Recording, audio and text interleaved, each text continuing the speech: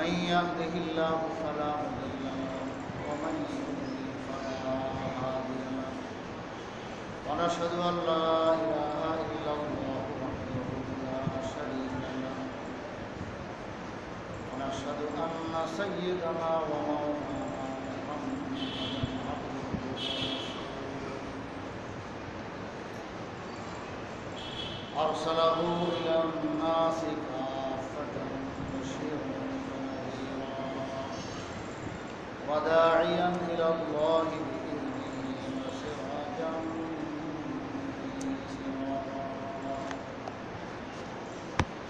أما بعد فقد قال الله تبارك وتعالى وما كان المؤمنون لينفروا كافة فلولا نفر من كل فرقة منهم طائفة ليتفقهوا في الدين ولينذروا قومهم إذا رجعوا إليهم لعلهم يحذرون. وقال النبي صلى الله عليه وسلم فضل العالم على العالم كفضلي على أدناكم. صدق الله مولانا العظيم وصدق رسوله الكريم ونحن على ذلك لمن الشاهدين والشاكرين والحمد لله رب العالمين.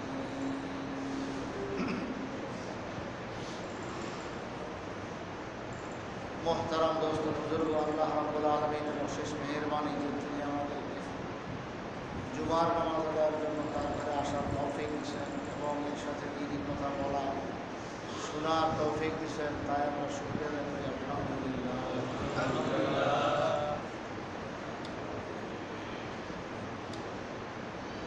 আল্লাহ রাব্বুল আলামিন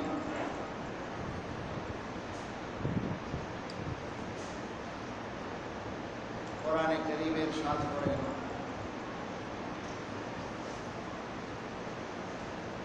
যে ওয়ামা কানাল মুমিনুনা লিয়ানফিরু কাফা। একবার সাহাবায়ে কেরাম যুদ্ধে যাইতে একটু গড়ে বসে পড়ছে। হুজুর সাল্লাল্লাহু আলাইহি ওয়াসাল্লামকে আল্লাহ তাআলা হুকুম দিয়েছেন আপনি তাদেরকে যুদ্ধে যাওয়ার তারগীব আর উৎসাহ দান করেন।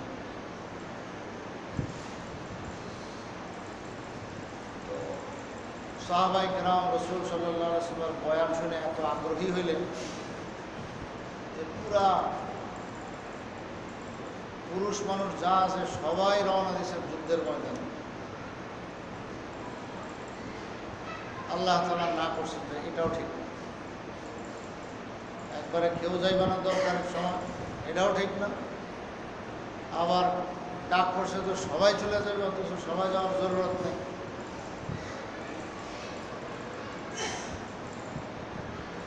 কিছু যাবে আর কিছু বাড়িতে থাকবে। এই প্রসঙ্গে আল্লাহ তাআলা বলেন যে মুমিনদের জন্য উচিত নয় যে সবাই একসাথে আল্লাহর রাস্তা বাইর হয়ে যাবে। ফালাউলা নাফারা মিন কুল্লি ফিরকাতিন মিনহুম তায়ফাতুন। বড় জামাত থেকে ছোট্ট একটি জামাত কেন আল্লাহর রাস্তায় বাহির হয় না? কি জন্য? লিয়াতাফাক্কাহু ফিদ্দীন, ইলমে দ্বীন হাসিল করার জন্য। ইলমে দ্বীন হাসিল করার জন্য যে ঘর থেকে বাইরে সে আল্লাহর রাস্তায় বাইর হয়ে গেল। হুজুর সাল্লাল্লাহু আলাইহি ওয়াসাল্লাম বলেন মান খারাজা মিন বাইতিহি ইয়াতলুবুল ইলমা ফাহুয়া ফি সাবিলিল্লাহ। যে ইলমে দ্বীন হাসিল করার জন্য কোরআন ও সুন্নাহর ইলম অর্জন করার জন্য ঘর থেকে বাইরে হল, বাস তাইলে সে আল্লাহর রাস্তায়, ফাহুয়া ফি সাবিলিল্লাহ, সে আল্লাহর রাস্তায়। মসজিদে মানুষ যে রওনা দেয়, জুমার নামাজ হোক আর কোনো 5 ওয়াক্ত নামাজের যে কোনো নামাজ হোক, বিশেষ করে জুমার নামাজ, সে ঘর থেকে রওনা দিলে মসজিদ পর্যন্ত তার যে রাস্তা, এটাকে আল্লাহর রাস্তা বলে। আল্লাহর রাস্তা মানে হলো আল্লাহর সন্তুষ্টির রাস্তা। আল্লাহর সন্তুষ্টির পথ, যেই পথে চললে আল্লাহ তাআলা রাজি হবেন, খুশি হবেন, এটাই আল্লাহর রাস্তা। এখন নামাজ, জুমার নামাজ আদায়ের জন্য সে ঘর থেকে বাইর হয়েছে, মসজিদ পর্যন্ত যাবে, তো এটা অবশ্যই আল্লাহর সন্তুষ্টির পথ। এই পথটা আল্লাহর সন্তুষ্টির পথ। নিজে হেদায়েতের জন্য রওনা দিবে, নিজে হেদায়েত গ্রহণ করার জন্য, দ্বীনি মজলিসে শরীক হওয়ার জন্য, তো এটা আল্লাহর রাস্তা। কারণ এটা আল্লাহ পাকের সন্তুষ্টির পথ। এই পথে চললে আল্লাহ তাআলা সন্তুষ্ট হন, এই জন্য এটা আল্লাহর রাস্তা। দাওয়াত ইলাল্লাহের কাজ, আল্লাহ ভোলা মানুষকে আল্লাহর দিকে আহ্বান করার জন্য, আল্লাহর দিকে ডাকার জন্য, আল্লাহর সাথে সম্পর্ক গড়ার জন্য। এই নিয়তে যে ঘর থেকে বাইরে হলো সেও আল্লাহর রাস্তা।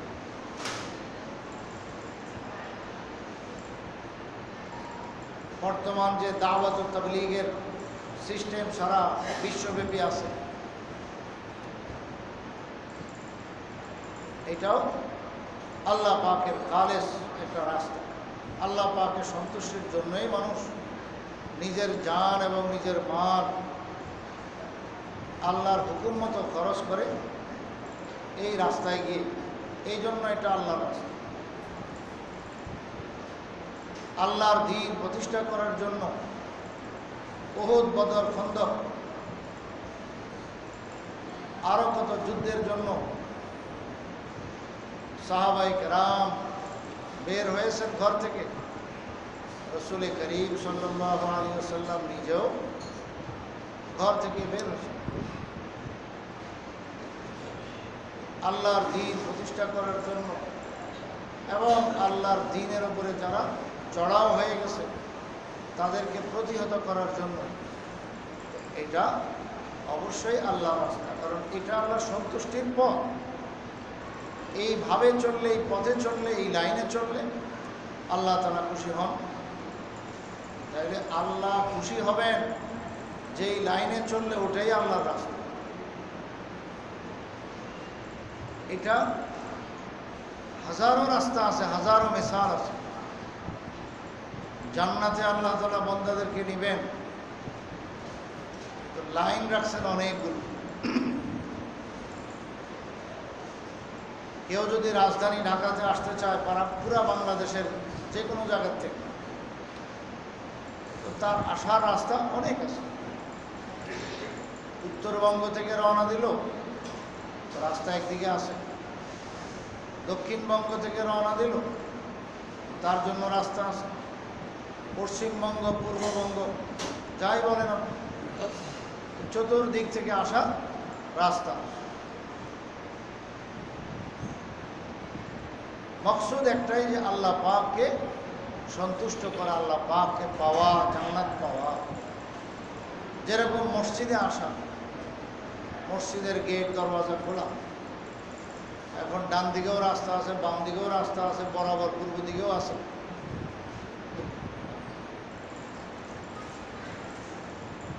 আমি আসছি আজকে বাম দিকের রাস্তা দিয়ে, অনেকে আসছেন ডান দিকের রাস্তা দিয়ে, অনেকে আসছেন সোজা বরাবর পূর্ব দিক থেকে।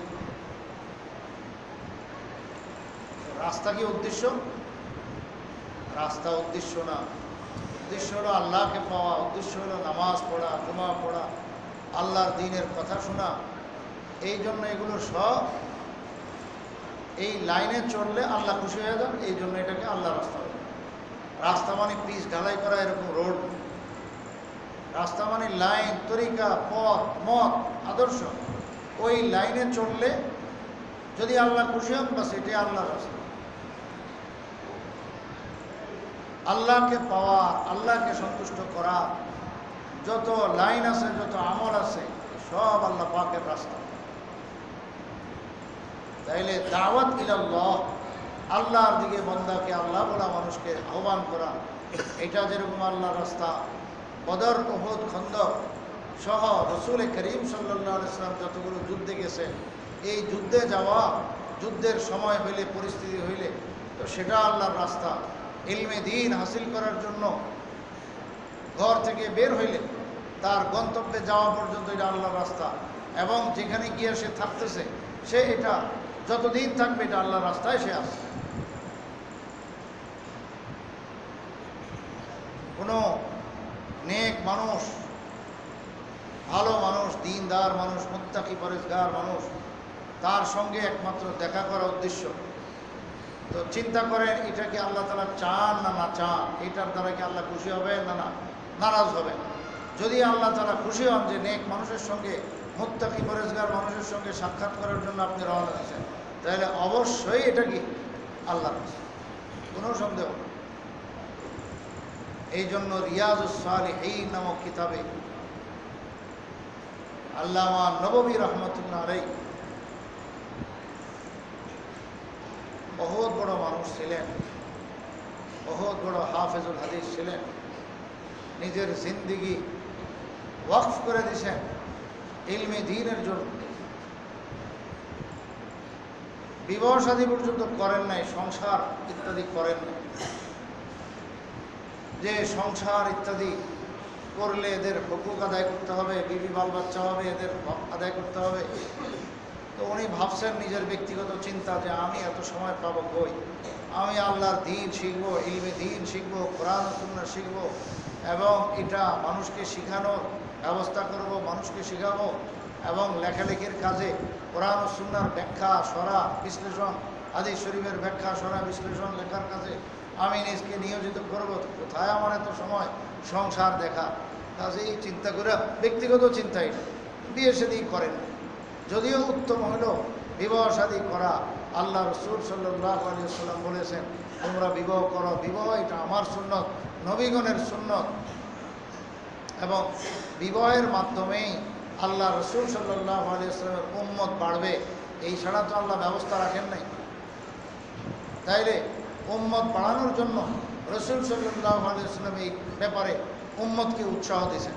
কিন্তু ব্যক্তিগতভাবে কেউ যদি চিন্তা করে, যেরকম আমি যেটা বললাম, ইমাম নববী রহমতুল্লাহ আলাইহি 631 হিজরিতে জন্মগ্রহণ করেছেন, 676 হিজরিতে তিনি ইন্তেকাল করেছেন, মাত্র 45 বছরের মতো হায়াত পাইছেন। এই হায়াত উনি পায়া পুরাটা উনি চিন্তা করেছেন আমি ইলমে দ্বীনের জন্য ওয়াকফ করে দিব, লাগায় দিব, আমি আর বিয়ে শাদীই করব। তো এটা ওনার ব্যক্তিগত চিন্তা, তাই তিনি সেটাই করেছেন, তিনি বিয়ে শাদী আর করেন নাই, এবং এই 45টি বছর হায়াত পুরা ইলমে দ্বীনের জন্য লাগায় দিয়েছে। দিন রাত 24 ঘন্টা শুধু কোরআন ও হাদিস নিয়েই থাকছেন, এবং উনি প্রসিদ্ধ বড় বড় অনেক কিতাব লিখেছেন, অনেকগুলো কিতাব লিখেছেন।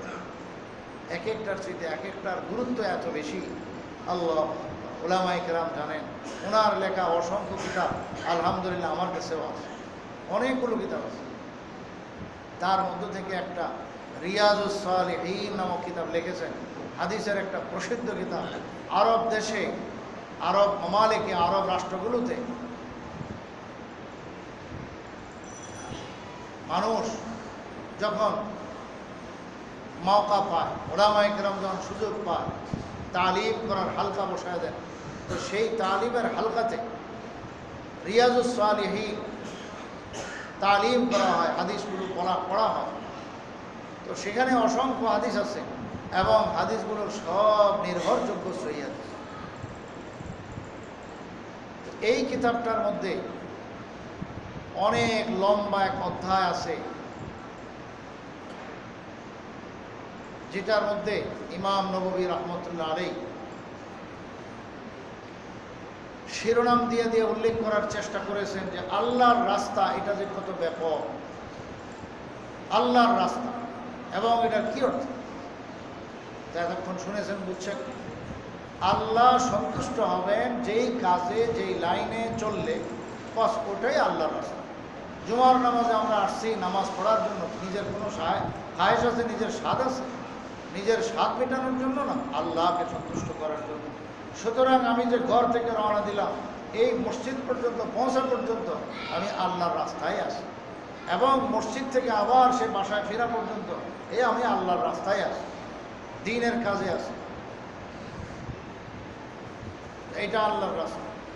যে এবং হাদিসে তো এমন সুন্দর কথা বলেছেন আল্লাহ রাসূল সাল্লাল্লাহু আলাইহি ওয়াসাল্লাম, যে ব্যক্তি ওযু করে ঘর থেকে তৈরি হয়ে আল্লাহর ঘরে মসজিদে নামাজ আদায়ের জন্য রওনা দিল, যেমনিভাবে আজকে আমরা জুমার নামাজ আদায়ের জন্য ওযু গোসল পবিত্রতা অর্জন করে ভালোভাবে পোশাক পরিচ্ছদ লাগায়, আতর গোলাপ লাগায় আমরা খুব সুন্দরভাবে পরিপাটি হয়ে আল্লাহর ঘরের উদ্দেশ্যে রওনা দিলাম। হুজুর সাল্লাল্লাহু আলাইহি ওয়াসাল্লাম বলেন, মসজিদে যে ব্যক্তি এইভাবে প্রস্তুতি নিয়ে রওনা দিল, সে যেন এহরাম বাইন্দা আল্লাহর ঘরে ছুটল। আমরা জানি সবাই যে হাজী সাহেবানগণ ছোট হজ আর বড় হজ মানে উমরা, আর বড় হজ বলে হজকে। তো ছোট হজ উমরাকে বলে, উমরাকেও হাদিসে হজ বলে। যাই হোক, ছোট হজ বড় হজ, এই উমরা বা হজ এটা করার জন্য সে আল্লাহর ঘরে যে এহরাম পাইতে ছুটে লাব্বাইক লাব্বাইক করতে করতে, যেন প্রত্যেকটা মানুষ নামাজের এইভাবে প্রস্তুতি নিয়ে যখন আল্লাহর ঘরে ছুটে সেই রকম এহরাম পাইতে সে আল্লাহর ঘরে ছুটল। আর এহরাম পাইতে আল্লাহর ঘরে ছুটা মানে তো একদম খালেস আল্লাহর রাস্তা। সেখানে সে প্রতিটি মুহূর্তে লাব্বাইক লাব্বাইক করতেছে, আল্লাহ আমি হাজির, আল্লাহ আমি হাজির। ওটাও যদি আল্লাহর রাস্তা না হয় তাহলে আর আল্লাহর রাস্তা কোনটা হবে? তো আল্লাহকে সন্তুষ্ট করার জন্য যত লাইন আছে, যত রাস্তা আছে, ইমাম নববী রাহমাতুল্লাহ আলাইহি সহ মুহাদ্দিসিনে কেরাম বলে গেছে, রিয়াজুস সালিহিনে আছে, হাদিসের কিতাবে আছে, অসংখ্য জায়গায় আছে, হ্যাঁ, কোরআন শরীফে পর্যন্ত আছে, হাদিস শরীফে আছে। তো এগুলো সব হলো আল্লাহ পাকের রাস্তা, মানে আল্লাহকে সন্তুষ্ট করার লাইন। যেরকম বলছিলাম, রাজধানী পৌঁছার জন্য সারা বাংলাদেশ থেকে রাস্তা কোনো একটা না, অসংখ্য। উদ্দেশ্য হলো রাজধানীতে যাওয়া। ঠিক এরকম উদ্দেশ্য তো আল্লাহকে সন্তুষ্ট করা, আল্লাহকে রাজি খুশি করা, জান্নাত পাওয়া। আর আল্লাহকে রাজি খুশি করার জন্য আল্লাহ তাআলা লাইন রাখছেন অনেকগুলো। যে মসজিদে গিয়ে নামাজ পড়ো, এটা আমার রাস্তা, এই রাস্তায় চললে আমাকে পাওয়া যাবে। তুমি নিজে হেদায়েতের তলব নিয়া দাওয়াত ইলাল্লাহর কাজের জন্য বাইরে হও, নিজের জান নিজের মাল নিয়ে। কী জন্য বাইরে? আমার সন্তুষ্টির জন্য, আমার কাজের জন্য। বাস, তাহলে তুমি আমার রাস্তায় আসো। ইলমে দ্বীন, কোরআন ও সুন্নাহর ইলম জ্ঞান অর্জন করার জন্য তুমি ঘর থেকে বাইরে এসো, বাস, তাহলে তুমি আমার রাস্তায় আসো। যেটা হাদিস একটু আগে বললাম, যে ঘর থেকে ইলমে দ্বীন হাসিল করার নিয়তে বাইরে হলো, তাইলে ফাহুয়া ফি সাবিলিল্লাহ, সে আল্লাহর রাস্তায় আছে। কথার কথা, দ্বীনি ইলম হাসিল করার জন্য যে মাদ্রাসাগুলোতে সে বাড়ির থেকে রওনা দিল, সেই মাদ্রাসা গিয়ে পৌঁছল। এখন যতদিন পর্যন্ত সে এই লাইনে, এই রাস্তায় ঘুরবে ইলমে দ্বীন হাসিল করার জন্য, সে অবশ্যই অবশ্যই আল্লাহর রাস্তায় আছে। এমনকি 12 বছর লাগলো, 15 বছর তার সময় ব্যয় হইল, সে আল্লাহর রাস্তায় আছে। ইলমে দ্বীন হাসিল করার জন্য যতদিন মাদ্রাসায় আছে, সে কোনো বিল্ডিংয়ে বাস করে, যাকে মাদ্রাসা বলে, দর্শে গা বলে, যেখানে হাদিসের দর্শ হয়, কোরআনে কারীমের দর্শ হয়, তাফসীরের দর্শ হয়, তো সেই সমস্ত দর্শে গাহে, ক্লাসরুমে এবং মাদ্রাসাগুলোতে যে অবস্থানরত, সে আল্লাহর রাস্তায় আছে। আল্লাহু আকবার। তাইলে আল্লাহর রাস্তা এটা আল্লাহর সন্তুষ্টির রাস্তা, এটা আল্লাহ তাআলা ব্যাপক বানায় রাখছেন। আল্লাহকে পাওয়ার রাস্তা অনেক রেখে দিয়েছেন। সবাই কোনো মাদ্রাসায় পড়বে না, আবার সবাইও কোনো দাওয়াত তাবলীগ ইলাল্লাহ, দাওয়াত ইলাল্লাহর কাজ করবে না। তাইলে কেউ দ্বীনি ইলম হাসিল করার জন্য নিজের জান ওয়াকফ করবে, আল্লাহ তাআলা সে তাকেও আল্লাহর রাস্তায় রেখেছেন। আল্লাহর রাস্তায় সে কাজ করতেছে, দাওয়াত ইলাল্লাহর কাজ যে করতেছে, সেও আল্লাহর রাস্তায় কাজ করতেছে, আল্লাহকে পাওয়ার জন্য, আল্লাহকে সন্তুষ্ট করার জন্য, নিজে হেদায়েত পাওয়ার জন্য, অন্য মানুষকেও হেদায়েতের কথা মুযাকারা আলোচনা করার জন্য। হেদায়েত তো কেউ কাউকে করতে পারে না, হেদায়েত তো আল্লাহ দেন। বাকি মুযাকারা, চেষ্টা, মেহনত, তো এগুলো সব আল্লাহর রাস্তা। এমনিভাবে খাঁটি আলেমে দ্বীন, আল্লাহওয়ালা জায়গাতে বসা মানুষকে দ্বীনের কথা শোনাইতেছে, তাকওয়া পরেজগারির কথা শোনাইতেছে, আল্লাহ রাসূলের কথা শোনাইতেছে, তার কাছে যে এই বয়ান শোনার জন্য, কথা শোনার জন্য, তার সাক্ষাৎ লাভ করার জন্য, তাকে এক নজর দেখার জন্য ঘর থেকে রওনা দিল, সেও আল্লাহর রাস্তায় আছে, কোনো সন্দেহ নেই, এটাও আল্লাহর রাস্তা। এবং তিনি সেখানে যে আছেন এরকম খাঁটি একজন পরেশগার আলেমে দ্বীন আল্লাহওয়ালার সঙ্গে, মানে আল্লাহওয়ালা কাকে বলে? যাকে দেখলে আল্লাহকে স্মরণ হয়, মাশাআল্লাহ ইনি কত ভালো মানুষ, কত পরেশগার মানুষ, নেক মানুষ, হয় আমিও যদি তার মতো দিতে পারতাম। এরকম মানুষের সঙ্গে সাক্ষাৎ করা এটা বহুত বড় সওয়াবের কাম। এবং এদের সঙ্গে উঠা বসার দ্বারা আল্লাহ তাআলা ভিতরে কি করেন? নিজের সলাহ ও ফালাহ এবং তাকওয়া ভিতরে পয়দা করে দেন। এই জন্য আল্লাহ তাআলা পরিষ্কার বলে দিয়েছেন, ইয়া আইয়ুহাল্লাযীনা আমানুত্তাকুল্লাহা ওয়া কুনু মা'আস সাদিকিন। হে ঈমানদারগণ, তোমরা আল্লাহকে ভয় করো, তাকওয়া পরহেজগারি অবলম্বন করো, আর কি করো? কুনু মা'আস সাদিকিন, যে তোমরা সাদিকিন যারা আছে, যারা নিজের জাহের বাতেনকে একদম এক করে ফেলছে, যে ভিতরে যেটা আছে সেটাই বাইরে, বাইরে যেটা আছে সেটাই ভিতরে, তার ভিতর আর বাহির এক, তাকওয়া পরহেজগারির উপরে আছে। সে 5 ওয়াক্ত নামাজ ঠিক মতো আদায় করতেছে এবং আল্লাহর ভয়ে গুনাহ থেকে বিরত থাকতেছে, তার জাহির বাতিন সব এক হয়ে গেছে। তো এমন লোক হলো সাদেক, সে হলো সত্যবাদী, খাঁটি আল্লাহওয়ালা। তার সঙ্গে তোমরা থাকো, কুনু মা'আস সাদিকিন, এদের সঙ্গে থাকো। থাকলে কি হবে? তাইলে তোমরা আল্লাহকে পেয়ে যাবে। তাফসিরের রুহুল মানিতে আল্লামা আলুসি রহমতুল্লাহ আলাইহি, বহুত বড় মুফাসসির, বহুত বড় তাফসিরের কিতাব লিখেছেন, যেটা বিভিন্ন রকমের সাইজে আছে, 30 খণ্ডেও আছে, আবার 15 খণ্ডেও আছে, সাইজ বড় ছোট, অনেক বিশাল তাফসির। তাফসিরে রুহুল মানি আল্লামা আলুসি রহমতুল্লাহ আলাইহি লিখেছেন। তিনি এই কিতাব লিখেছেন, উলামায়ে কেরাম বলেন, আকাবের উলামায়ে দেওবন্দ সকলের মুখে কথাটা আছে। বিশেষ করে আল্লামা ইউসুফ বিন নুরি রহমতুল্লাহ আলাইহি, যিনি পাকিস্তানের সেই জামিয়া ইসলামিয়ার প্রতিষ্ঠাতা, বহুত বড় বিন নুরি টাউনের মাদ্রাসার প্রতিষ্ঠাতা। আল্লাহ তাআলা ওনাদের দ্বারা কত কাজ নিছেন। খতমে নবুয়ত যে আন্দোলন, এই আন্দোলনের বহুত বড় একজন নেতৃত্ব দানকারী আল্লামা ইউসুফ বিন নুরি রহমতুল্লাহ আলাইহি, যিনি এলেমের বাদশাহ ছিলেন, তিনি বলেন যে তাফসিরে রুহুল মানি এটা কোরআনে কারীমের জন্য কেমন, বুখারী শরীফের জন্য যেমনিভাবে ফাথুল বারী, অর্থাৎ অনেক ব্যাখ্যা এবং বিশ্লেষণ এত সুন্দর হয়েছে যে যার কোনো নজির নাই। তো কোরআনে কারীম তো এমন যে আল্লাহ পাকের কালাম, এটার তাফসীর তো কেউ শেষ করতে পারবে না। কিন্তু যা আছে এই পর্যন্ত, এর মধ্যে তাফসিরে রুহুল মানি এটা অত্যন্ত চমৎকার একটি কিতাব। তাফসীর কোরআনের ব্যাখ্যা করুন, খুব অ্যাভেলেবেল ওলামায়ে কেরামের কাছে আছে, মাদ্রাসাগুলোতে আছে, পাওয়া যায়। কোনো নাদের এবং নায়াব এবং দুর্লভ কিছু না। এই কিতাবে আছে যে কুনু মা'আস সাদিকিন এর ব্যাখ্যা কি? এর ব্যাখ্যা হলো যে খালিতুহুম লিতাকুনু মিসলাহুম, যে খাঁটি আল্লাহওয়ালাদের, যারা আল্লাহর সঙ্গে নিবিড় গভীর সম্পর্ক করে ফেলছেন, যাদের কোনো রকমের তাকওয়ার খেলাফ হয় না, হওয়া মাত্রই তিনি পেরেশান হয়ে যান, আল্লাহ পাকের কাছে তওবা ইস্তিগফার করে একদম আবার সে খাঁটি হয়ে যায়। কি মোহাম্মদ থানভী রাহিমাহুল্লাহ জন্য বলছেন কি, যে তাকওয়ার উপরে থাকা কিরকম? বা ওযু থাকার মতো। কোনো লোক যদি নিয়ত করে আমি সব সময় সর্বদা ওযুর উপরে থাকবো, ওযু সহকারে থাকবো, পবিত্র শরীর নিয়ে থাকবো, এটা সম্ভব? সম্ভব কেমনে? তার ইস্তিনজার কি হাজত হবে না? ওযু কি ভাঙবে না? অসুবিধে কি? ওযু ভাঙলে কি করে ভাই? ওযু করে না, ওযু ভাঙলে ওযু করে না। মসজিদে মানুষ ইতিকাফ অবস্থায় থাকে, তো ওযু সহকারে থাকে, তো ওযু কি ভাঙে না? তার ওযু ভাঙলে ব্যবস্থা কি? বাস ওযু করো। ইস্তিনজার হাজত হয়েছে, ওযু ভেঙে গেছে, ঠিক আছে, হাজত ছেড়ে আবার তুমি ওযু করে আইসা পড়ো। তাহলে এইভাবে যদি সবসময় সে ওযু ভাঙলে ওযু করে ফেলে, তাহলে এই লোকটাকে কি বলা হয়? সর্বদা সে বা ওযু আছে। ঠিক এরকম তাকওয়া, পরহেজগারি, গুনাহ থেকে বাঁচা, এটা এরকম।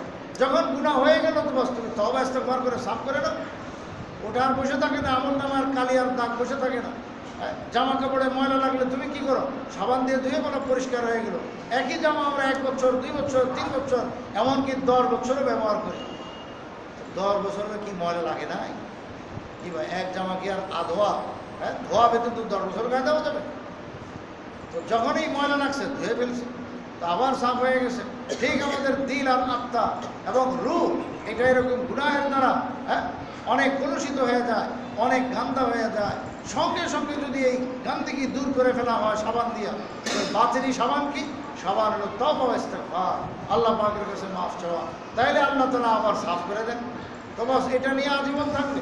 তাইলে তার জামা এটা পরিষ্কারই বলা। এক জামা 10 বছর 20 বছর ব্যবহার করলে কোনো সমস্যা নেই, পরিষ্কার করে নিলেই হবে। ঠিক আমাদের আত্মা গান্দা তো হবে, গুনাহ তোমাদের দ্বারা হবে, কিন্তু সঙ্গে সঙ্গে তওবা করে ফেললেই বাস সাফ। হাকিম উম্মত থানভী রহমতুল্লাহ আলাইহি বলেন, একজন লোক যদি নিয়ত করে আমি হামেশা সর্বদা তাকওয়ার উপরে থাকবো, গুনাহ করবো না, পরেজগারির উপরে থাকবো, তাহলে এটা সম্ভব। কিভাবে সম্ভব? যখন গুনাহ হয়ে যাবে বাস আল্লাহ পাকের কাছে তওবা ইস্তিগফার করে নেবে। তো এরকম করতে করতে যে যত বেশি সতর্ক হবে, সে তত বেশি আল্লাহর সাথে আল্লাহর নৈকট্য লাভ তার হয়ে যাবে, নৈকট্য প্রাপ্ত হয়ে যাবে। সে তত বেশি মুত্তাকি পরেজগার হয়ে যাবে। এবং এরকম যে যত বেশি তামরিন করবে, মশক করবে এবং এরকম নিজকে বানায় ফেলবে, এরকম লোককেই বলে আল্লাহওয়ালা। আল্লাহওয়ালা কোনো এরকম আসমানে পাওয়া যায় না যে ওখান থেকে নাজিল হয়। আল্লাহওয়ালাই জমিনেই পয়দা হয়। আল্লাহওয়ালা ছিলেন কারা? সাহাবায়ে কেরাম। আল্লাহওয়ালা ছিলেন কারা? তাবেঈনে কেরাম। আল্লাহওয়ালা ছিলেন কারা? আইম্মায়ে মুজতাহিদিন। আল্লাহওয়ালা ছিলেন পরবর্তী তবে তাবেঈন। এইভাবে আস্তে আস্তে হার যুগে প্রত্যেক জমানায় খাঁটি মানুষ, নেক মুত্তাকি পরেজগার আল্লাহ ওয়ালা মানুষ, এদেরকে আল্লাহওয়ালা বলে। এদেরকে আরেক শব্দে বলে আল্লাহর ওলি। কি বলে ভাই? আল্লাহর ওলি। কোরআন শরীফে, হাদিস শরীফে এগুলো কত জায়গায় আছে। আলা ইন্না আউলিয়া আল্লাহি লা খাউফুন আলাইহিম ওয়া লা হুম ইয়াহজানুন। আল্লাহর ওলিদের পরকালে কোনো ভয় নাই, চিন্তা নাই, কোনো আশঙ্কা নাই, তারা তো বড় মজার মধ্যে থাকবে। তো আল্লাহর ওলি বলে। ওলি মানে দোস্ত, ওলি মানে মাহবুব, প্রিয়। তো আল্লাহর প্রিয় হওয়া এটা প্রত্যেক মুসলমানের জন্য দায়িত্ব, প্রত্যেক মুসলমানের জন্য হুকুম যে তুমি আল্লাহর ওলি হয়ে যাও, আল্লাহ পাকের নেক বান্দা হয়ে যাও। এখন যে যত বেশি চেষ্টা করবে, যে যত বেশি আগে বাড়বে, তাইলে সে তত বেশি, যত গুড় তত মিষ্টি। এমন মানুষের কথা বলতেছেন যে কুনু মা'আস সাদিকিন, তুমি পরেজগারি অবলম্বন করো, তাকওয়া পরেজগারি অবলম্বন করো। ইত্তাকুল্লাহ, আল্লাহকে ভয় করো। তার মানে গুনাহ ছাড়ো, কবিরাও ছাড়বা, সগীরার উপরেও বলবৎ থাকবা না, সগীরাও ছেড়ে দাও। তো গুনাহ সগীরা ছেড়ে দাও এবং কবিরা থেকে তো আরও দূরে সতর্ক থাকতে হবে। তবে যদি কখনো কবিরা হয়ে যায় অথবা একটা সগীরা গুণে বারবার খালি হয়, তাইলে আল্লাহ পাকের কাছে তওবা করো, যা আল্লাহ তুমি আমাকে মাফ করে দাও, এই গান্দিগি থেকে, গুনাহ থেকে আমাকে মুক্ত করে দাও। এইভাবে যদি বলতে থাকো বাস, তাহলে তোমার তাকওয়া আবার ফিরে আসবে। ওই যে বেওযু হয়ে গেলে বা ওযু হওয়া কীভাবে সম্ভব? ওযু করলেই হয়ে গেল, ওযু ছুটে গেছে, ওযু করলেই হয়ে গেল। এইভাবে চলতে থাকলে বাস হামেশা তাকে বলা হবে সে বা ওযু ছিল।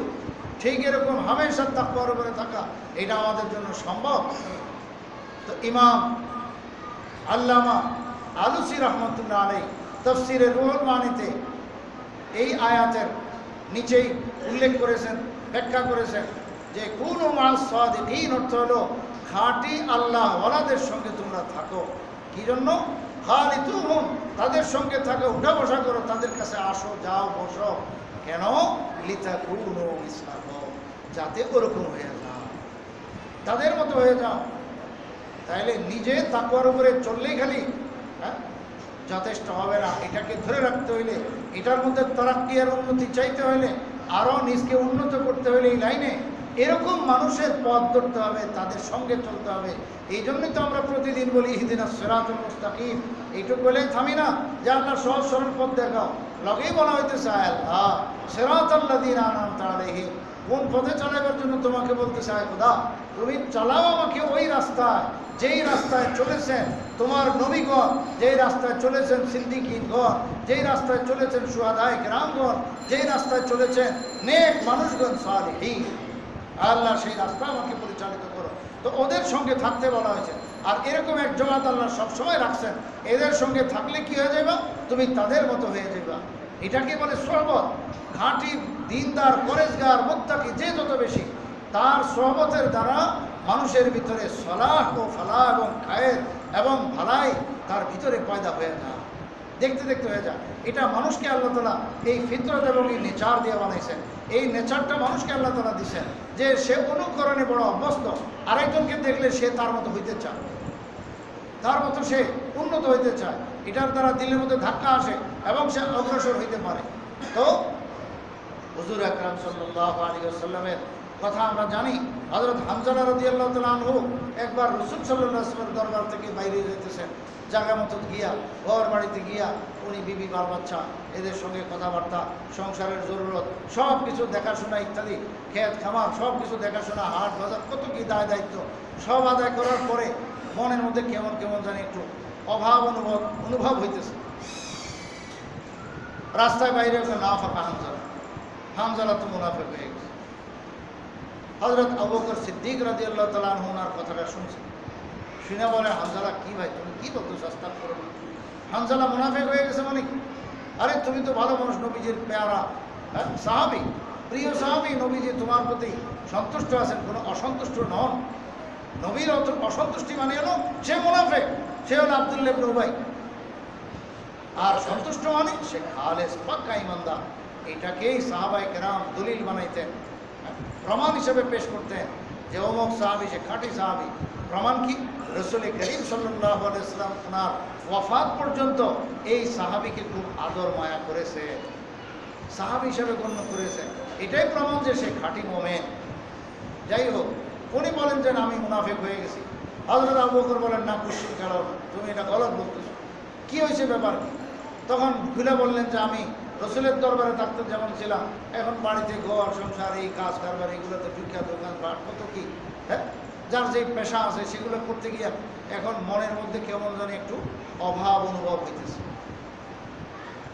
মানে মোবাইলের ব্যাটারি, মোবাইল ব্যবহার করতে করতে সকাল থেকে আপনি দুপুর পর্যন্ত করেন, দেখবেন সকালে ছিল 100% ব্যাটারি ভরা ছিল, 100% কমতে কমতে 50% এসে আমরা তো আমাদের ইমানের ব্যাটারি যে কত ক্ষয় হইতেছে এটা বাড়াইবার ফিকির করি না, চার্জ দেওয়ার ফিকির করি না, আমাদের এই চিন্তা হয় না এবং অনুভূতিও আসে না। সাহাবায়ে কেরাম তো এমন পাক ও সাফ ছিলেন, তাদের দিল এত পরিষ্কার ছিল যে সামান্য একটু ব্যাটারি লো হয়ে গেছে এটাও টের পায়ে ফেলছেন, কিরে আমার মনের অবস্থা তো ভালো না, আমি তো মুনাফিক হয়ে গেলাম, রসুলের দরবারে একরকম বাইরে আরেক রকম কাজে আমার ইমান ঠিক নেই, চলো আবার ওখানে যাইতে হবে। হযরত আবু বকর সিদ্দিক রাদিয়াল্লাহু আনহু বলেন, আরে এই কথা তো আমারও, তাহলে তো আমিও মুনাফিক হয়ে গেলাম। তোমার যে সমস্যা আমারও তো এই সমস্যা, আমি তো ঘর সংসার ব্যবসা বাণিজ্য কাজ কারবার এগুলোতে ঢুকলে শেষে আমার আর ইমানের ওই অবস্থা থাকে না যেটা রসুলের দরবারে থাকে। তো সমাধান কি? তো বলে সমাধান তো করতে হবে, চলো যাই। হুজুর আকরাম সাল্লাল্লাহু আলাইহি ওয়াসাল্লামের দরবারে গিয়ে হাজির, ইয়া রাসূলুল্লাহ আমার তো এই অবস্থা। আবু বকর সিদ্দিক রাদিয়াল্লাহু আনহু বলেন যে আমি তোর ধরে নিয়ে আসছি, উনি তো মুনাফিক হয়ে গেছে, কারণ দর্শাইছি, তো এই কারণে যদি উনি মুনাফিক হয় তা আমি আবু বকর তো মুনাফিক, এই জন্য আসলাম ইয়া রাসূলুল্লাহ মাসলাটা বুঝার জন্য। হুজুর সাল্লাল্লাহু আলাইহি ওয়াসাল্লাম যেই কথা বলেছেন, কিয়ামত তক কানে ওয়ালা উম্মতের জন্য এখানে বহুত হেদায়েত রয়ে গেছে। কি? ওয়ালাকিন সাআতান ইয়া হামজালা, হামজালা তুমি আমার এই মজলিসে থাকা অবস্থায় তোমার ইমানের মিটার যত উপরে উঠে যায়, এইটা যদি তোমার বাড়িতে গেলেও থাকতো, বিবি সাহেবদের সঙ্গে কথা বলার সময় থাকতো, ঘর সংসারের কাজ কারবারের সময় থাকতো, তাহলে তো দেখতা জিবরাইল মিকাইল বড় বড় ফেরেশতাগণ তোমার সঙ্গে একদম লেপের নিচে শীতকালে কাঁথার নিচে তোমার সঙ্গে শুয়ে রয়েছে। এটা কি সম্ভব? জিবরাইল তোমার সঙ্গে শুয়ে থাকবে, তোমার সঙ্গে আলাপ করবে এবং মুসাফা করবে, সাক্ষাৎ করবে যে হামজালা ভাই কেমন আছে, জিবরাইল এসে বলবে, এইটা তো সম্ভব নয়। মানে তুমি যদি ফেরেশতার মতো হয়ে যেতে পারো, যেটা আমার দরবারে থাকাকালীন হয়, এই পরিস্থিতিটা যদি তুমি ধরে রাখতে পারতো ঘরে গেলে বাড়িতে গেলে, তাহলে তো তুমি আর ফেরেশতার মধ্যে কোনো ডিফারেন্স থাকতো না, তাহলে ফেরেশতার তুমি এক হয়ে যেত, তাই তো জিবরাইল সহ তোমার কাছে আইসা মুসাফা শুরু হয়ে যেত। ফেরেশতারা যেরকম পরস্পর মুসাফা মহানাকা সবই হয়তো করে, তো ওইরকম তোমার সঙ্গে আইসা শুরু করে দিত, সালাম কালাম হইত। ওয়ালাকিন ইয়া হামজালা সাআতান সাআতান, হামজালা এটা তো হবে না কোনোদিন। মানুষকে আল্লাহ তাআলা এই নেচার ফিতরত দিয়ে বানান নাই, তার অবস্থার খালি উন্নতি অবনতি উন্নতি অবনতি, বাস এই দিক হইতে থাকে। পাল্লা সবসময় সমান থাকবে না, এক সময় নেকির পাল্লা খুব ভারী, আবার দেখা যাবে একটু করে উল্টা নাউজুবিল্লাহ গুনাহ একটা করে বসছে, যার কারণে বদির পাল্লা বাড়িয়ে তো একবারে দিকে ঝুঁকবে তো একবারে দিকে ঝুঁকবে। তো যদি ডান দিকে ঝুঁকে তো তোমার কিসমত পাল্লা বাড়িয়ে গেছে, বাস এটা তো তোমার ভালো হলো। যদি উল্টা হয় বাম দিকে ঝুঁকে গেছে তাহলে গুনাহের পাল্লা বাড়িয়ে গেছে। এখনই তুমি তওবা করো, ইস্তেগফার করো, শুধরায় না, আবার পাল্লা দুরুস্ত করো, মাপ ঠিক রাখো। আল্লাহু আকবার। হুজুর আকরাম সাল্লাল্লাহু আলাইহি ওয়াসাল্লামের এই কথাগুলো থেকে এবং হযরত আবু বকর হানজালা রাদিয়াল্লাহু আনহুমার এই ঘটনা থেকে আমরা স্পষ্ট বুঝে ফেললাম যে সোহবত কি জিনিস। রাসূল করিম সাল্লাল্লাহু আলাইহি ওয়াসাল্লাম তো খাতামুন নবিয়্যিন সাইয়্যিদুল মুরসালিন, তার সোহবতের তো কোনো তুলনাই নাই, ওটা কোনোদিন সম্ভব নয়।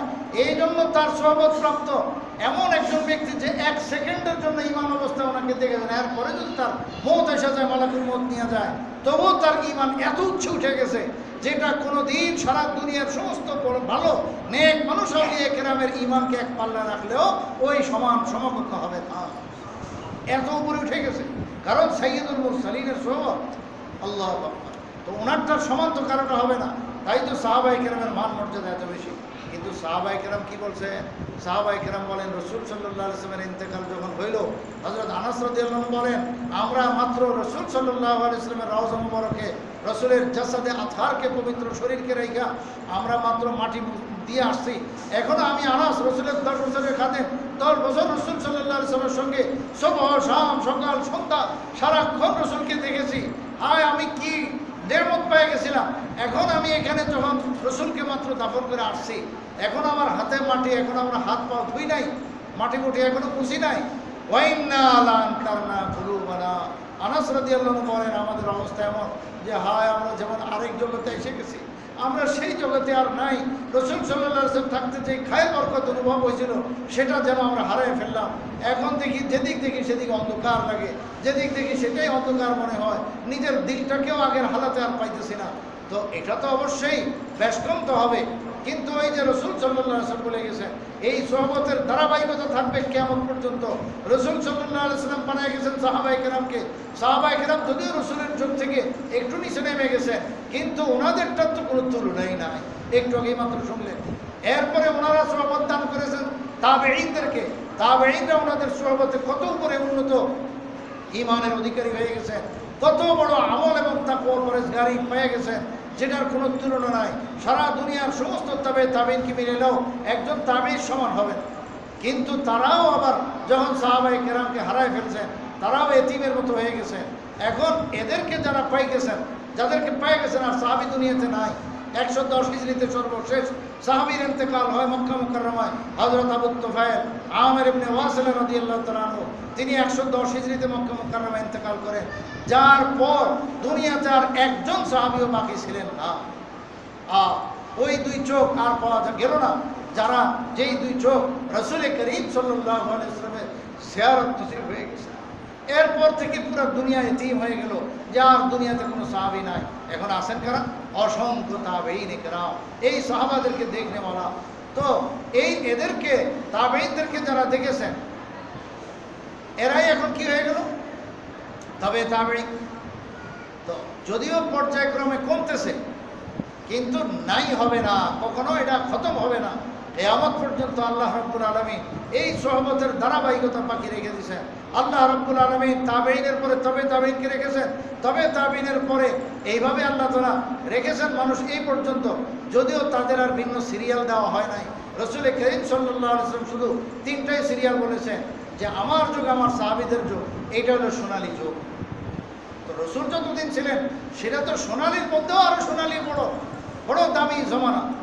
আর রাসূলের ইন্তেকালের পর সাহাবায়ে কেরাম যে 110 হিজরি পর্যন্ত সর্বশেষ সাহাবী ছিলেন, ওই যুগটাও খায়রুল কুরুন, 1 নম্বর যুগ, সোনালী যুগ, সবচেয়ে ভালো যুগ। ঈমান, আমল, তাকওয়া, পরহেজগারি সবচেয়ে নম্বর আউয়ালে ছিল, 1 নম্বরে ছিল।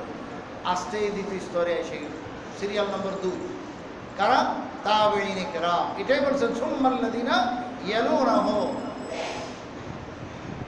তো ভবিষ্যৎ যত মানুষ আসবে তাদের তুলনায় এরা দ্বিতীয় স্তরে আছে, এদের ঈমান, আমল, তাকওয়া, পরহেজগারি দ্বিতীয় স্তরে আছে। হুজুর সাল্লাল্লাহু আলাইহি ওয়াসাল্লাম বলেন সুম্মাল্লাযিনা ইয়ালুনাহু, আরেকটা সুম্মা লাগাই দিয়েছেন, তৃতীয় নম্বর আরেকটা স্তর, সেটাই হলো তাবেঈনদের স্তর। এরপর আর রসুল সুম্মা বলেনি, বরং যেটা বলছে সেটা তো বড় মারাত্মক। আল্লাহ রসুল বলেন এরপরে কি শুরু হবে, সুম্মা ইয়াফশুল কাযিব।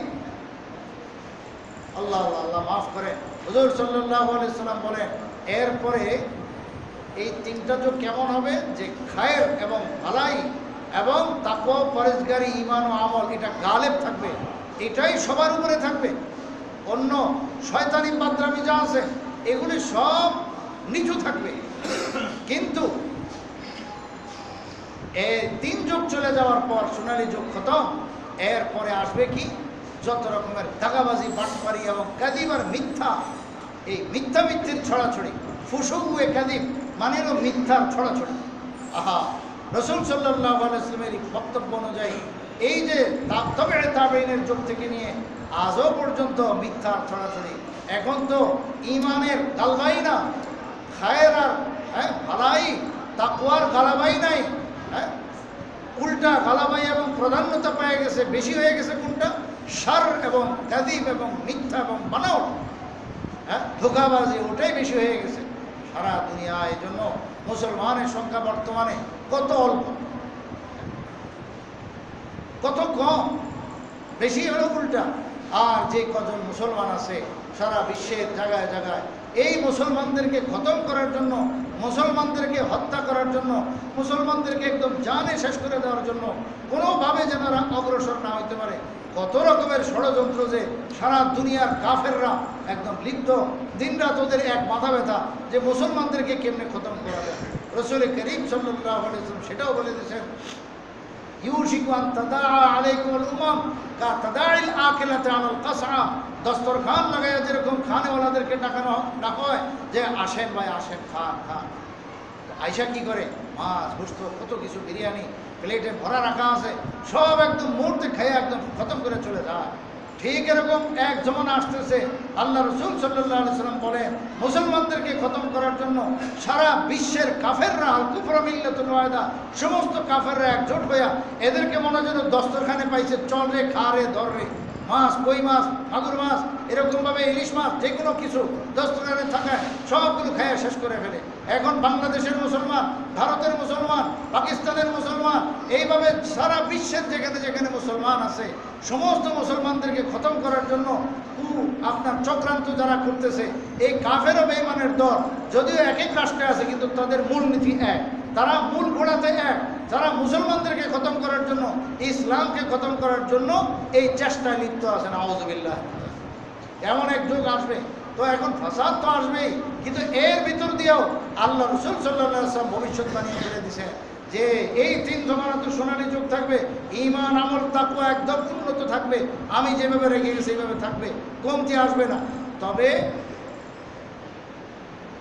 শার এবং বুরাই এবং খারাপির যোগ আসবে, ওটা হবে বেশি, আর ভালাই থাকবে কম।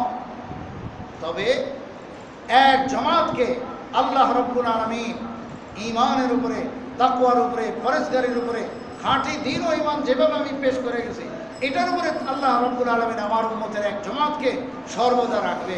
লা ইয়াদুররুহুম মান খাযালাহুম। এরা যতই আপনার অন্যরা চেষ্টা করে এদেরকে লাঞ্ছিত করার চেষ্টা করে, বেইজ্জত করার, মার দেওয়ার, মারা ধরা, কত রকমের ক্ষতি করার চেষ্টা করবে, আল্লাহ রাব্বুল আলামিন ওয়াদা করতেছেন, রাসূল সাল্লাল্লাহু আলাইহি ওয়াসাল্লাম আমাদেরকে সুসংবাদ শুনাইতেছেন যে ইনশাআল্লাহুল আজিজ যারাই বিরোধিতা করুক ওরাই খতম হয়ে যাবে, এদের কোনো ক্ষতি করতে পারবে না। এরকম এক হক জামাত কিয়ামত পর্যন্ত থাকবে। তাই তো এই ধারাবাহিকতায় আজ পর্যন্ত এরকম খাঁটি আল্লাহওয়ালা আজও পর্যন্ত আছে, কিয়ামত পর্যন্ত থাকবে। ওই জামাত শুধু এক রূপে নয়, এটা বিভিন্ন রূপে আছে। এখন আপনি বলেন যে উলামায়ে হক্কানি, উলামায়ে রাব্বানি যারা আছে এরা তার একটা মেজদাক এবং সাদৃশ, এমনিভাবে মাদ্রাসাগুলো, দ্বীনের যে কিলা, মজবুত কিলা কেন্দ্রগুলো, এগুলো আছে তার একটা মিসাল। এমনিভাবে দাওয়াত ও তাবলীগের লাইনে যেই মেহনত চলতেছে এটা তার একটা দৃষ্টান্ত, যে এই জমাতগুলো হকের উপরে আছে। তাহলে হকের জমাত এটা আবার মনে করেন না শুধু একটা দল, একটা দল না, এটা বিভিন্ন রূপ আছে। কেউ ইলমে দ্বীনের খেদমতের লাইনে আছে, কেউ মাদ্রাসা আছে, কেউ মসজিদে আছে, কেউ দাওয়াত ও তাবলীগের লাইনে আছে। সবগুলোই আল্লাহ পাকের রাস্তা, আল্লাহকে সন্তুষ্ট করার রাস্তা। এই সব মিলে যারাই হকের উপরে থাকার চেষ্টা করে, এই দলটাই হলো একমাত্র কিয়ামত পর্যন্ত হকের উপরে থাকনেওয়ালা দল। এদের ব্যাপারে আমরা প্রতিদিন সূরা ফাতিহাতে বলতেছি আল্লাহ পাকের কাছে, আয় আল্লাহ তুমি আমাকে সিরাতুল মুস্তাকিমের উপরে রাখো, পরিচালিত করো। এবং কি করো, যে এই যে তোমার অনুগ্রহ প্রাপ্ত যারা আছে, নবীগণ, সিদ্দিকীন, শুহাদা, এই তিন প্রকার, বিশেষ করে নবীগণ, সিদ্দিকীন তো চলেই গেছেন। আম্বিয়া কেরাম আলাইহিস সালাম তো কিয়ামত পর্যন্ত আসবেন না, কিন্তু তাদের নায়কগণ আছেন, তাদের স্থলাভিষিক্তগণ আছেন। তারা কারা? আল উলামা ওয়ারাসাতুল আম্বিয়া, খাঁটি আলেমে দ্বীন, যে কোরআন সুন্নাহর ইলমের অধিকারী, এরাই হলো নবীগণের ওয়ারিস। হযরত আবু হুরায়রা রাদিয়াল্লাহু আনহু বলেন যে তোমরা বাজারে ঘুরো, আরে মসজিদে তো নবীর মিরাজ তকসিম হইতেছে, সবাই দৌড় দিছে, কিরে নবীজি ইন্তেকাল করেছেন, তো ওনার ওয়ারিসি, সম্পদ যদি বন্টন হয় তো আমি গেলে তো আমিও পাবো, আমিও তো তার উম্মত। যায় দেখে কই কোনো কিছু বন্টন তো হয় না। তো বলে কি কইলা তুমি গলত কথা? আরে না, আমি ঠিকই বলছি, তুমি হয়তো বুঝো না। কি দেখছো ওখানে গিয়ে? দেখি যে একজনে তালিম করতেছে, কোরআন সুন্নাহর কথা শুনাইতেছে, আল্লাহ রাসূলের কথা শুনাইতেছে, আর বাকিরা শুনতেছেন, কাঁদতেছেন, কাঁদাইতেছেন। বস এই পরিবেশ দিকে আসছে। বলে হায়, তুমি তো বুঝো নাই, রাসূল করিম সাল্লাল্লাহু আলাইহি ওয়াসাল্লাম কি রেখে গেছেন? সেই ইলমে দ্বীনই রেখে গেছেন, উলুমে নবুয়ত, আসমানি ইলম, এটাই হলো নবীর মিরাজ। ফামান আখাযাহু আখাযা বিহাজ্জিন ওয়াফির। রাসূল করিম সাল্লাল্লাহু আলাইহি ওয়াসাল্লাম বলেন, এই ইলমে উলুমে নবুয়ত আমি রেখে গেলাম, এটা যে ধরলো মুঠ করে, সেই কি হলো? আপনার সবচেয়ে বড় হিস্সা পেয়ে গেল। যে যত বড় ইলমে দ্বীনের জন্য মেহনত করে সে যত আগে বাড়বে, তাহলে সে তত খাঁটি নবীর ওয়ারিস হয়ে যাবে। তাকওয়া, পরেজগারি, আমল এবং ইলম সব কিছু একদম উন্নত থাকবে, তাহলে সে নবীর তত কাছের মানুষ। এবং আল উলামা ওয়ারাসাতুল আম্বিয়া, একদম নির্ভরযোগ্য সহিহ হাদিস আল্লাহ রাসূল বলে গেছেন যে উলামায়ে কেরাম হলো নবীগণের ওয়ারিস। তো এদের সঙ্গে আমাদেরকে থাকতে বলা হয়েছে যে আপনার উলামায়ে কেরাম, নবীগণ তো নাই, নবীগণের নায়েবে আম্বিয়া, নায়েবে রাসূল এরা আছে। এরকমভাবে সালিহিন, নেক মানুষদের, মুত্তাকি, পরেজগার, যদিও তিনি আলেম নন কিন্তু খাঁটি আল্লাহওয়ালা, খাঁটি পরেজগার, দ্বীনদার, তো সেও এর কাতারের ভিতরে আছে। তো এদের সঙ্গে থাকতে বলা হয়েছে। জনসাধারণ সবাই এদের সঙ্গে যদি থাকো, এই জমাতগুলোর সঙ্গে যদি থাকো, বাস তাইলে তুমি আল্লাহওয়ালা হয়ে যাবা।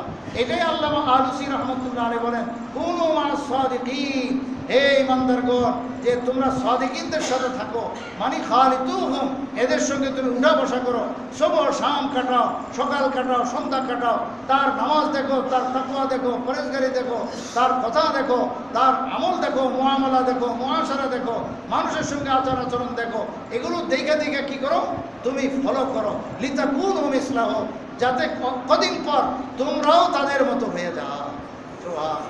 সত্যি যদি এরকম সহবত মানুষ সত্যিকার এরকম অর্জন করে, তাইলে সে খাঁটি আল্লাহওয়ালা হয়ে যায়। তো আল্লাহওয়ালা কিয়ামত পর্যন্ত থাকবে। এদের সঙ্গে থাকার দ্বারা ইনশাআল্লাহুল আজিজ আমরাও খাঁটি আল্লাহওয়ালা হয়ে যাব। তবে তলব থাকতে হবে সাদিক, সত্য, আপনার সেই সত্যিকার সেই আগ্রহ, এটা থাকতে হবে। আল্লাহ তাআলা আমাদের সকলকে বুঝার, আমল করার তৌফিক দান করেন। যে আয়াত পড়েছি এবং যে হাদিস পড়েছি, এখনো আমি তার কাছে দাঁড়ানো যাইতে পারি না, অনেক কথা রয়ে গেছে। ইনশাআল্লাহ আজকে শুরু হলো, ধারাবাহিক চলবে, আগামী জুমাতে এই বিষয়ে চলবে। আল্লাহ তাআলা আমাদের সকলকে বুঝার, আমল করার তৌফিক দান করেন। আমিন। সুন্নাত বাকি থাকলে